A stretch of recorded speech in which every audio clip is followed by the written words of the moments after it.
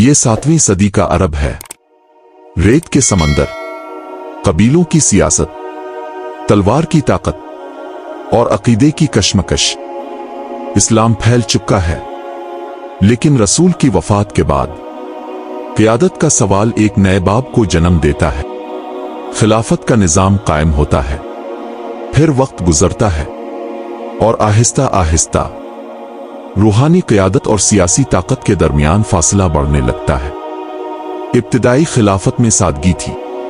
हाकिम आम लिबास पहनता था, अवाम में बैठता था, एहतिसाब खुला था। लेकिन वक्त के साथ सियासी ताकत मजबूत होने लगी। कबीलाई निज़ाम ने दोबारा सर उठाया। इक़्तिदार अब खिदमत नहीं, कंट्रोल का जरिया बनता जा रहा था। कूफा स्ट्रेटेजिक शहर। कूफा सिर्फ एक शहर नहीं था, यह फौजी छावनी भी था, इल्मी मरकज भी था और सियासी हसास मकाम भी। यहां मुख्तलिफ कबाइल आबाद थे। जब अली इब्न अबी तालिब ने कूफा को दारुल हुकूमत बनाया, तो शहर में अदल का नया बाब खुला। वो गवर्नर नहीं, मुअल्लिम भी थे, काजी भी थे, सिपासालार भी थे, लेकिन उनका अंदाज मुख्तलिफ था।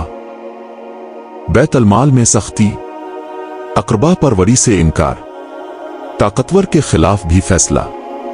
ये तर्ज हुकूमत सबको पसंद नहीं आया। उनके दौर में 3 बड़ी जंगें हुईं। दाखिली इख्तिलाफ, इक़्तिदार की कशमकश और इक़्तिदार की ख्वाहिश रखने वाले गिरोह। ये इख्तिलाफात बाद में बड़े सियासी बयानिए में तब्दील हुए।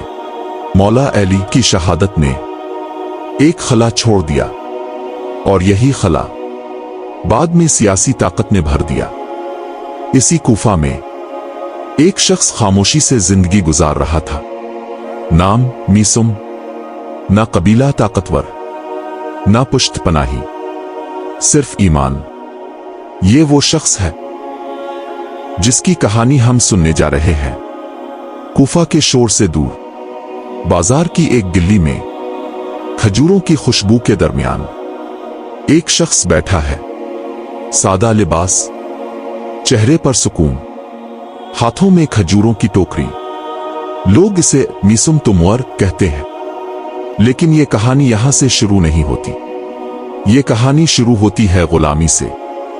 मीसुम का ताल्लुक अजम से था, गैर अरब थे। इन दिनों गुलामी आम थी। जंगों के बाद कैदी गुलाम बनाए जाते, बाजारों में फरोख्त होते। उनकी कोई समाजी शनाख्त नहीं होती थी। गुलाम की हैसियत क्या थी? ना कबीला, ना सियासी ताकत, ना आवाज। वो सिर्फ मालिक की मलकियत होता था। लेकिन तारीख में बाज औकात गुलाम तकदीर का इंतखाब बन जाते हैं। मीसुम भी उन्हीं में से एक थे। एक दिन उन्हें खरीदा गया। खरीदार कौन था? अली इब्न अबी तालिब। लेकिन यह खरीदारी आम नहीं थी। मौला अली का अंदाज मुख्तलिफ था। वो गुलाम को सिर्फ काम के लिए नहीं रखते थे, वो इंसान को इंसान समझते थे।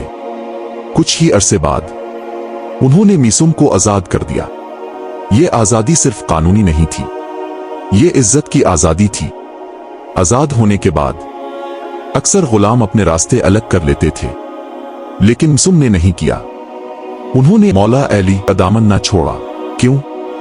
क्योंकि उन्होंने अल में सिर्फ हाकिम नहीं देखा, उन्होंने उस्ताद देखा, मुर्शिद देखा और हक का मेयार देखा। मौला अली सिर्फ सियासी रहनुमा नहीं थे, वो इल्म के दरवाजा कहलाए। मीसुम ने उनकी सोहबत में कुरान सीखा, तफसीर सीखी, बातनी मारिफ सीखे। कहा जाता है कि हजरत अल ने उन्हें कुरान की तावील सिखाई, वो पहलू जो हर शख्स नहीं समझ पाता। मस्जिद कूफा में जब इल्मी नशिस्त होती तो मीसुम खामोश बैठकर सुनते। वक्त के साथ वो खुद बयान करने लगे। लोग हैरान होते, एक साबिक गुलाम इतनी गहरी बातें कैसे कर लेता है? जवाब एक था, मौला अली। उनकी एक खास बात थी, वो सिर्फ इल्म रखते नहीं थे, वो इसे बयान भी करते थे। कूफा के बाजार में वो खड़े होकर कहते, मैंने अपने मौला से सुना है ये जुमला आम नहीं था, क्योंकि इस वक्त अल का नाम लेना सियासी मसला बन चुका था। लेकिन मिसुम डरते नहीं थे। एक दिन हजरत अल ने फरमाया, ए मिसुम, तुम्हें मेरे बाद फांसी दी जाएगी, तुम्हारे हाथ पांव काटे जाएंगे और तुम्हें खजूर के दरख्त पर लटकाया जाएगा।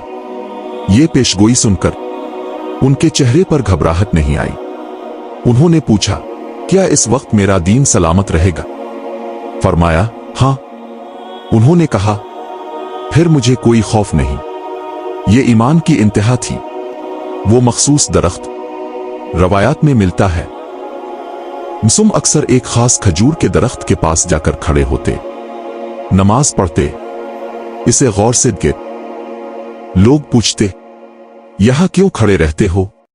वो मुस्कुरा कर कहते, ये दरख्त मुझे पहचानता है।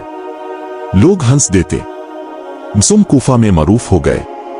लोग उनसे सवाल पूछते, दीनी मसाइल पूछते। वो सिर्फ ताजिर ना रहे, वो इल्मी शख्सियत बन गए। लेकिन याद रखिए, वो ना कबीला रखते थे, ना सियासी ताकत। उनकी ताकत सिर्फ सच थी। जैसे जैसे अमवी हुकूमत मजबूत हुई, अल के चाहने वालों पर दबाव बढ़ा। मनबरों से बयानिया बदला गया। कुछ लोग खामोश हो गए, कुछ ने शहर छोड़ दिया, कुछ ने दिल में मोहब्बत रखी मगर जुबान बंद कर ली। लेकिन मिसुम, वो अब भी बाजार में कहते, मैंने अल से सुना है, कूफा अब सिर्फ एक शहर नहीं था, ये सियासी तौर पर हसास मरकज था और इस शहर पर हुक्मरानी सौंपी गई थी। उबैदुल्लाह बिन जियाद इब्न जियाद नौजवान था मगर तजर्बाकार सियासी जहन रखता था। इसका अंदाज नर्म नहीं था। वो खौफ को कंट्रोल का जरिया समझता था। इसकी पॉलिसी सादा थी, जो बयानिया हुकूमत के खिलाफ जाए, इसे खत्म करो। लेकिन मसला यह था कि कूफा में अली इब्न अबी तालिब की याद सिर्फ तारीखी नहीं थी, जिंदा थी।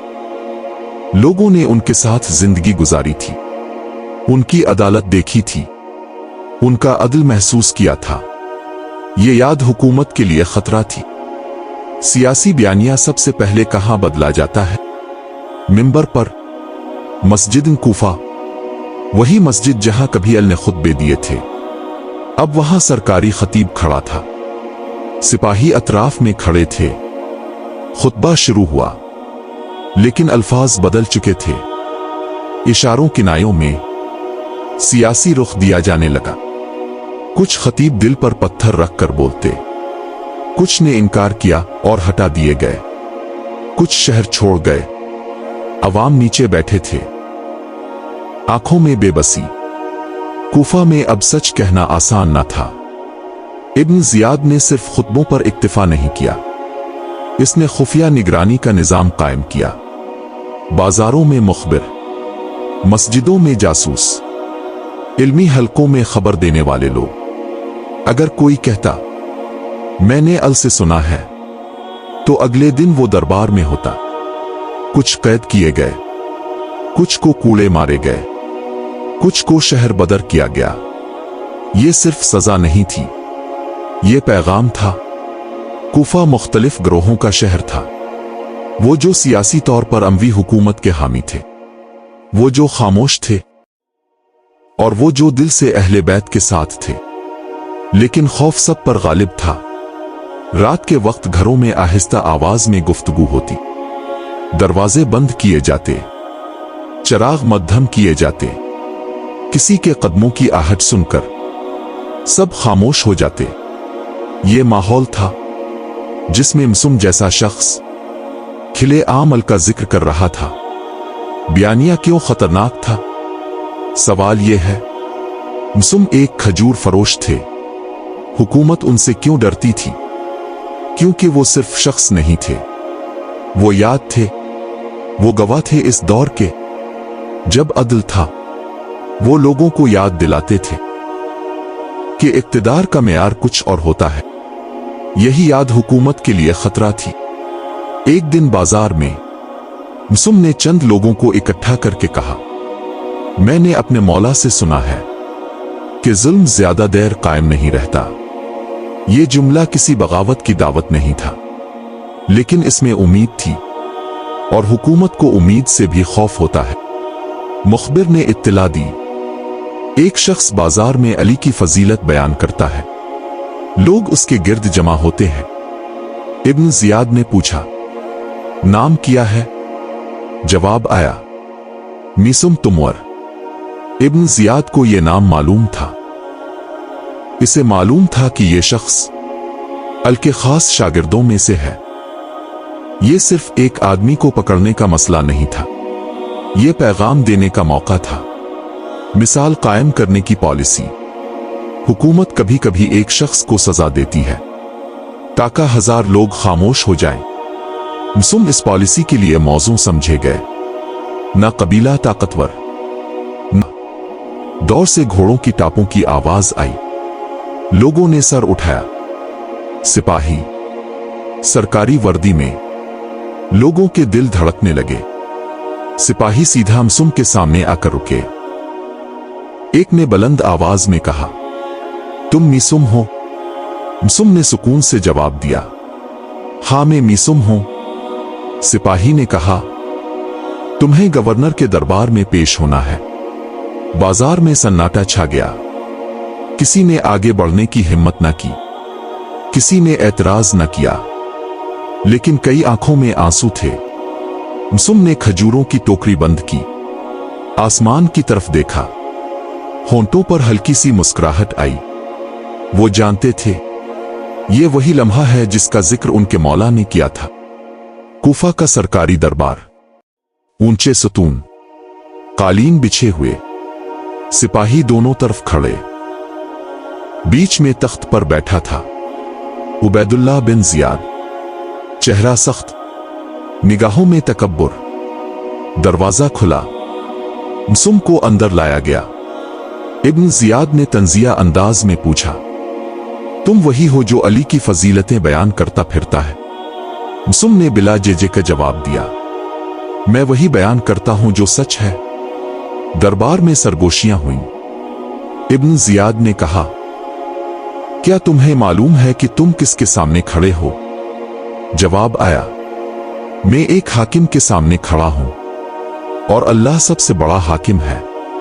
इब्न जियाद ने अंदाज बदला, अगर तुम अली की फजीलत बयान करना छोड़ दो और हमारे हक में कलिमात कहो तो तुम्हें इज्जत दी जाएगी। मिसुम ने कहा, मैं झूठ नहीं बोल सकता। इब्न जियाद की आंखों में गुस्सा आया, तुम जानते हो कि इनकार की कीमत क्या है? मिसुम ने जवाब दिया, हां, मेरे मौला ने मुझे बता दिया है। दरबार में सन्नाटा। इब्न जियाद ने तंज किया, क्या बताया है तुम्हारे मौला ने? मिसुम ने सुकून से कहा, उन्होंने फरमाया था कि मुझे खजूर के दरख्त पर सूली दी जाएगी। मेरा खून मेरे चेहरे और दाढ़ी को रंग देगा। चंद लम्हों के लिए दरबार में खामोशी छा गई। इब्न जियाद हंसा, हम देखेंगे कि तुम्हारी पेशगोई कैसे पूरी होती है। इब्न जियाद ने हुक्म दिया, इसे कैद करो, और अगर बाज ना आए तो उसके हाथ पांव काट दो। सिपाहियों ने मिसुम को पकड़ा, लेकिन चेहरे पर खौफ नहीं था। कैद खाना, अंधेरा, संगीन दीवारें, जंजीरें। मिसुम को कैद खाने में डाला गया। वो दीवार से टेक लगाकर बैठ गए। कुछ कैदियों ने पूछा, तुम डरते नहीं? उन्होंने जवाब दिया, मैं इस वादे का इंतजार कर रहा हूं जो मेरे रब ने मेरे मौला की जुबान से मुझे दिया है। चंद दिन बाद उन्हें दोबारा बुलाया गया। इब्न जियाद ने आखिरी बार कहा, अली से बुराक़त का ऐलान करो। मिसुम ने कहा, मैं इस शख्स से बुराक़त कैसे इख्तियार करूं जिसने मुझे हक सिखाया। गुस्सा हद से बढ़ गया। हुक्म हुआ, इसके हाथ काट दो। सिपाही आगे बढ़े। लोगों को जमा किया गया। यह सजा सिर्फ एक शख्स के लिए नहीं थी, यह खौफ फैलाने के लिए थी। तलवार चली, हाथ जुदा हो गया, खून बहा, लेकिन मिसुम की जुबान पर जिक्र था। कोई आह ना निकली। पांव भी काट दिए गए। इब्न जियाद ने कहा, क्या अब भी बाज आएगा?